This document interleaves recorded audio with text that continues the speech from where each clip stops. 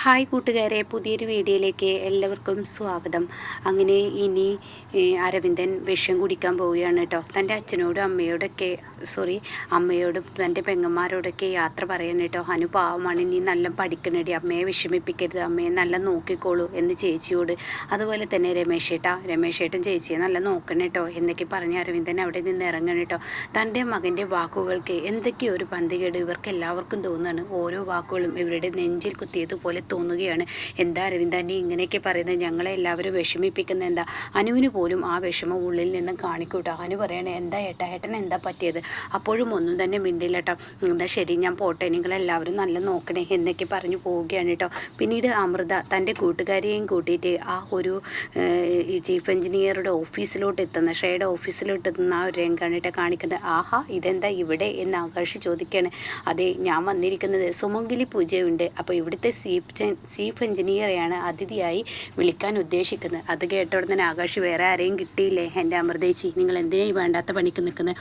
അതെ, ഞാനൊരു കാര്യം പറയാം, ഇത് ചാരുവിൻ്റെ ഐഡിയ ആണ്. ചാരുവിൻ്റെ ഐഡിയ? അതെ, ചാരു പറഞ്ഞിട്ട് ചെയ്യുകയാണ്, ഇത് ആരോടും പറയണ്ട. അവൾ എന്തൊക്കെയോ മനസ്സിൽ കണ്ടിട്ടുണ്ട്, അതുപോലെ ചെയ്യാൻ വേണ്ടി പറഞ്ഞിരിക്കുകയാണ്. ഓ, ഇവൾക്ക് വേറൊരു പണിക്കില്ലേ എന്ന് ആകാശ് പറയുന്നു കേട്ടോ. അങ്ങനെ ഈ സമയം സുമംഗലി പൂജയ്ക്ക് അവരെ അതിഥിയായി ക്ഷണിക്കണം എന്നാണ് ചാരു പറഞ്ഞിരിക്കുന്നത്. എന്തെങ്കിലുമൊക്കെ അങ്ങ് കാട്ടിക്കൂട്ടെ എന്ന് ആകാശ് പറയാണ്. ആ സമയം ഇവർ അതിനുള്ളിലോട്ട് കയറാൻ ശ്രമിക്കുമ്പോൾ ഉടൻ തന്നെ ദിലീപ് തടയുകയാണ്. അതൊന്നും പറ്റത്തില്ല, മേഡത്തിനോട് ചോദിച്ചാൽ മാത്രമേ നിങ്ങളെ കയറ്റാൻ സമ്മതിക്കുകയുള്ളൂ. അപ്പോൾ അമൃത പറയണ, ഒരു നല്ല കാര്യത്തിന് വേണ്ടിയിട്ടല്ലേ ഇവിടെ കുട്ടനാട് നടക്കുന്ന ഈ സുമംഗലി പൂജയ്ക്ക് വിളിക്കാനാണ്, അതിഥിയായി വിളിക്കാനാണെന്ന് പറയുന്നത് കേട്ടോ. ഓ, ഞാൻ പോയി ചോദിക്കട്ടെ എന്ന് പറഞ്ഞിട്ട് ദിലീപ് ഷേയുടെ അരികിലോട്ട് ചെല്ലാണ്. അങ്ങനെ ഷേയോട് ചെന്ന് കാര്യങ്ങൾ പറയുകയാണ്. അപ്പോൾ ഷേ പറയണേ, ശരി, അവരോട് വരാൻ പറയുമെന്ന് പറയണേ. അങ്ങനെ അമൃതയെ കണ്ടുടനെ ഷേയൊക്കെ ചെറിയൊരു മിസ്റ്റേക്ക് തോന്നും കേട്ടോ. അങ്ങനെ ഷേ ചോദിക്കുകയാണ്, എന്തിനാ വന്നത്? അതെ, ഞങ്ങൾക്ക് സുമംഗലി പൂജ നടത്തുന്നുണ്ട്, അതിനിപ്പോൾ ഞാനെന്താ വേണ്ടത്?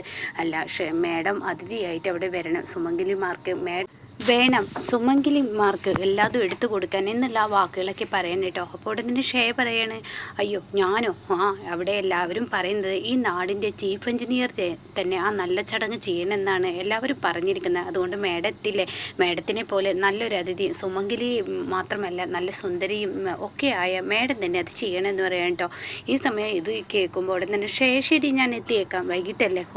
വൈകിട്ട് തന്നെ എത്തില്ല എന്ന് ചോദിച്ചുടനെ എത്തിയേക്കാം എന്നും പറഞ്ഞിട്ട് അവരവിടെ നിന്ന് പോവുകയാണ്. പിന്നീട് ആകാശ് പുറത്തിറങ്ങുമ്പോൾ ആകാശ് ചോദിക്കുക, എന്തായി, സെറ്റായോ എന്ന്. അപ്പോൾ ഉടൻ തന്നെ പറയണം, സെറ്റായി, ചാരുവിൻ്റെ പ്ലാൻ വർക്കായിട്ടുണ്ട്, എന്തായാലും കാര്യങ്ങൾ അങ്ങനെ നടക്കട്ടെ എന്ന് പറയണേ. ഇതേ സമയം ആകാശ് ഫോൺ കട്ട് ചെയ്ത ഉടൻ തന്നെ ചാരുവിൻ്റെ വിളിക്കുകയാണ്. എന്താ ചാരു നിൻ്റെ ഉദ്ദേശം? എന്തിനു വേണ്ടിയാണ് നീ ഷേയെ വിളിക്കുന്നത്? എൻ്റെ ആകാശേട്ടാ, എൻ്റെ അക്കുച്ചേട്ടാ, ഞാൻ അങ്ങോട്ടേക്ക് വിളിച്ചിരിക്കുന്നത് എൻ്റെ മനസ്സിൽ ചെറിയൊരു പ്ലാൻ ഉണ്ട്.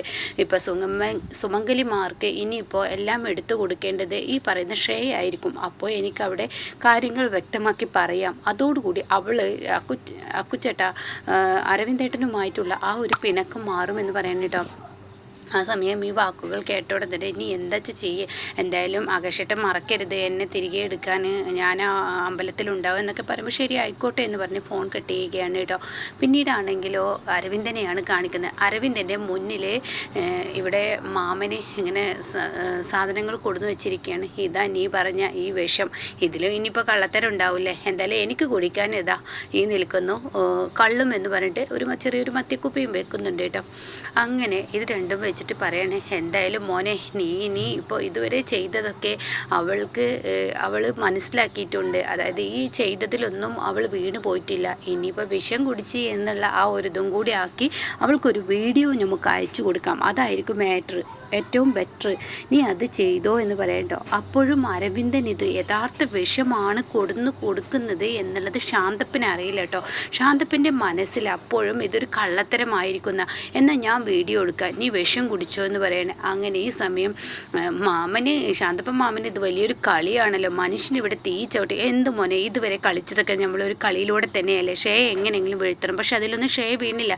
ഏറ്റവും നല്ലൊരു ഉദാഹരണം ഇനിയിപ്പോൾ ഇതേ ഉള്ളൂ അവളെ വീഴ്ത്താൻ. ആ വീഴ്ത്താനുള്ളൊരു മാർഗ്ഗമാണ് നമ്മൾ ഇപ്പോൾ നോക്കുന്നത് എന്ന് പറഞ്ഞിട്ട് ആ ഒരു പരിപാടിക്ക് ഒരുങ്ങുകയാണ് കേട്ടോ. അപ്പോൾ ഈ സമയമാണെങ്കിലോ ഇത് പറഞ്ഞ ഉടൻ തന്നെ പിന്നെ എന്തായാലും ആയിക്കോട്ടെ എന്ന് പറഞ്ഞിട്ട് അരവിന്ദൻ ഭയങ്കര വിഷമത്തോടു കൂടി, അരവിന്ദൻ വളരെ വിഷമത്തോടു കൂടി വിഷക്കുപ്പി തൻ്റെ വായിലോട്ട് ഒഴിക്കുന്നതിന് മുന്നേ അരവിന്ദൻ പറയാണ്, ശ്രേയ ഞാൻ വിഷം കഴിക്കുകയാണ്, നീ ഇല്ലാത്ത ഈ ലോകം എനിക്ക് മറ്റൊന്നും ഇല്ലാത്തതുപോലെയാണ്, എനിക്ക് കിട്ടിയ വലിയൊരു നിധിയാണ്, ആ നിധിയെയാണ് ഞാൻ വലിച്ചെറിഞ്ഞത്, എൻ്റെ പൊട്ട ബുദ്ധിക്ക് ഞാൻ അങ്ങനെയൊക്കെ ചെയ്തു പോയി, നിന്നോട് അങ്ങനെയൊക്കെ തെറ്റ് ചെയ്തു പോയി, ആ തെറ്റിന് ഞാൻ അമ്പലത്തിൽ പോയി ഇങ്ങനെയൊക്കെ വഴിപാട് ചെയ്തിട്ടും പല ശിക്ഷകൾ വാങ്ങിയിട്ടും എൻ്റെ മനസ്സിൽ നിന്നും ആ വേദന പോയിട്ടില്ല എന്ന് എനിക്കറിയാം, അത് പെട്ടെന്നൊന്നും പോവില്ല എന്നറിയാം, പക്ഷെ എൻ്റെ മരണത്തിലൂടെയെങ്കിലും നിൻ്റെ മനസ്സിൽ എന്നോടുള്ള ദേഷ്യം വിടണേ, കാരണം നീ ഇല്ലാതെ എനിക്ക് ജീവിക്കാൻ കഴിയില്ല, എൻ്റെ കയ്യിൽ കിട്ടിയ ആ മൂല്യത്തെ ഞാൻ വലിച്ചെറിഞ്ഞ്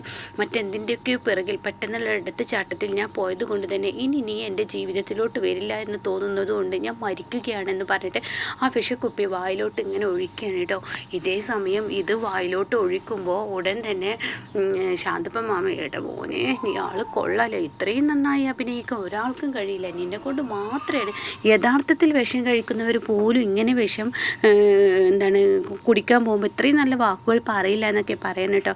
ശാന്തപ്പൻ മാമ ഒന്ന് പോയേ എന്ന് പറയുന്നുണ്ട്. അപ്പോഴും അരവിന്ദൻ പറയില്ല കേട്ടോ ഒറിജിനൽ വിഷമാണ് ഈ കുടിക്കുന്നതെന്ന്.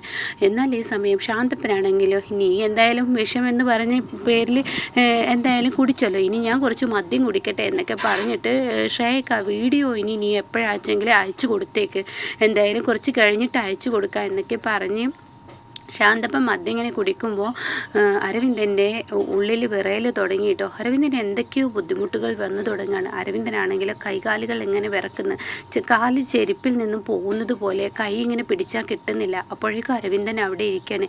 ഇതേ സമയം ചാരു ആണെങ്കിലോ പൂജയ്ക്ക് വേണ്ടിയിട്ട് തൻ്റെ വീട്ടിൽ നിന്ന് ഇറങ്ങുകയാണ്. ബാലമാമയോട് പറയുകയാണ്, ബാലമാമയെ ഞാൻ പൂജയ്ക്ക് പോവുകയാണ്, എന്തായാലും സുമംഗലിമാർ ചെയ്യേണ്ട പൂജ തന്നെ, ചില സുമംഗലിമാർക്കൊന്നും ഇങ്ങനെയുള്ള വിചാരമില്ലല്ലോ. അത് കേട്ട ഉടൻ തന്നെ അങ്ങ് ഹേമക്ക് ദേഷ്യം പിടിക്കണേ. അതെ, നിങ്ങളുടെ പെങ്ങളുടെ മകൾ എന്തെങ്കിലും ചെയ്തു കൂട്ടുന്നുണ്ടെന്ന് കരുതി എന്നെ നിങ്ങൾ അതിൽ ഉൾപ്പെടുത്തണ്ട, എനിക്ക് എങ്ങനെ എന്ത് ചെയ്യണമെന്നറിയാം, അതിന് നിൻ്റെ ഭർത്താവ് മരിച്ചതുപോലെയാലോ നിൻ്റെ കാട്ടിക്കൂട്ടലേ, നിനക്ക് എന്നെ എന്ന് വെച്ചാൽ വിലയില്ലല്ലോ, നിനക്കിപ്പോൾ എന്നെ ഒന്നും വേണ്ടല്ലോ, അപ്പോൾ അതുകൊണ്ട് നീ എനിക്ക് വേണ്ടി ഒന്നും ചെയ്യാതിരിക്കുന്നേ നല്ലത്, കഴിയുന്നത് പെട്ടെന്ന് അങ്ങ് പോയിക്കോട്ടെ. അപ്പോഴേക്കും ചാരു പറയാം, ബാലമാമേ എന്തിനാ ഇങ്ങനെ വേണ്ടാത്ത വാക്കുകൾ പ്രയോഗിക്കുന്നു, ബാലമാമ ഒന്ന് വായ അടക്കുന്നുണ്ട്. അല്ല മോളെ, ചില സമയത്ത് ചില വാക്കുകൾ കൊടുക്കേണ്ട സമയത്ത് കൊടുക്കണം, ഇല്ല എങ്കിൽ പല പ്രശ്നങ്ങളും ഉണ്ടാവും, അതുകൊണ്ടാണ് ഞാൻ ഇറങ്ങട്ടെ ബാലമാമ, മോള് പോയിക്കോളൂ, എന്തായാലും മോള് പൂജ ചെയ്യൂ എന്ന് പറഞ്ഞു വിടുകയാണ് കേട്ടോ. എന്നാൽ ഈ സമയം ഇപ്പുറത്താണെങ്കിലോ അരവിന്ദൻ്റെ വായിൽ നിന്ന് നിറയും പതയൊക്കെ വന്നു തുടങ്ങുകയാണ്. അപ്പോഴേക്കും ശാന്തപ്പമാൻ പറയണേ, എടാ ശ്രേയക്ക് വീഡിയോ അയച്ചു കൊടുത്തിട്ട് ശ്രേയ വരാറായിട്ടില്ല, എന്നാലും നിനക്ക് അഭിനയിക്കുമ്പോൾ എങ്ങനെ വായിൽ നിന്ന് നിറയും പതയൊക്കെ വരുത്താൻ കഴിയുന്നത്, അത് നിന്നെക്കൊണ്ട് മാത്രമേ കഴിയുള്ളൂ. അതെ ശാന്തപ്പമാമേ എന്നൊക്കെ പറഞ്ഞിട്ട് വായിലിങ്ങനെ നാവ് നിൽക്കുന്നില്ല, നാവ് ഇങ്ങനെ ഒടിഞ്ഞൊടിഞ്ഞു പോകുന്നത് പോലെ അരവിന്ദന് തോന്നി തുടങ്ങി കേട്ടോ. അപ്പോഴും ശാന്തപ്പൻ്റെ ലെവലും പോയിട്ടുണ്ട്, ശാന്തപ്പനും വലിയ കാര്യമാക്കാതെ ഇങ്ങനെ കുടിച്ചുകൊണ്ടിരിക്കുകയാണ്. എന്നാൽ ഈ സമയം സുമംഗലി പൂജയ്ക്ക് വേണ്ടി ശ്രേയ എത്തിയിരിക്കുകയാണ്.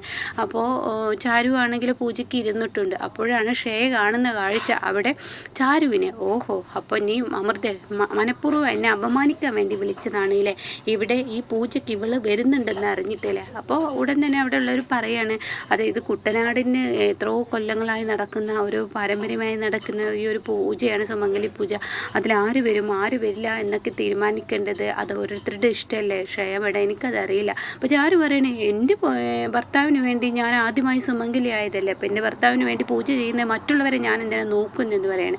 അങ്ങനെ പിന്നീട് എല്ലാവരും പൂജയ്ക്ക് ഇരിക്കുകയാണ്, വിളക്ക് കൊടുത്തുകയാണ്, പിന്നീട് ഭക്തിഗാനം പാടുന്നു, അങ്ങനെയുള്ളത്. ഇതേ സമയം അരവിന്ദനാണെങ്കിലോ വായിൽ നിന്നും നൊരയുമ്പോൾ അതേ നിൽക്കാതെ വരുന്നുണ്ട്. അരവിന്ദൻ്റെ അങ്ങനെ നാക്ക് കണ്ണൊക്കെ ഇങ്ങനെ മേലോട്ട് മറിഞ്ഞു പോവുകയാണ്. പക്ഷെ അപ്പോഴും ശാന്തപ്പന് അറിയില്ല, ശാന്തപ്പൻ ഇത് യഥാർത്ഥത്തിലല്ല എന്നാണ് ശാന്തപ്പൻ കരുതിയിരിക്കുന്നത് കേട്ടോ. എടമോനെ നീ ഇപ്പം തന്നെ നൊരയുമ്പോൾ അതൊന്നും ഉണ്ടാക്കണ്ടടാ, എന്തിനാ ഇപ്പം തന്നെ, അവൾക്ക് വിളിച്ചതിന് ശേഷം മതിയടാ എന്നൊക്കെ പറയുകയാണ് കേട്ടോ. അങ്ങനെ ഇനി അരവിന്ദൻ വിഷം കഴിക്കുന്ന ആ എപ്പിസോഡാണ് കേട്ടോ ഇനി നമുക്ക് മുന്നിൽ വരുന്നത്.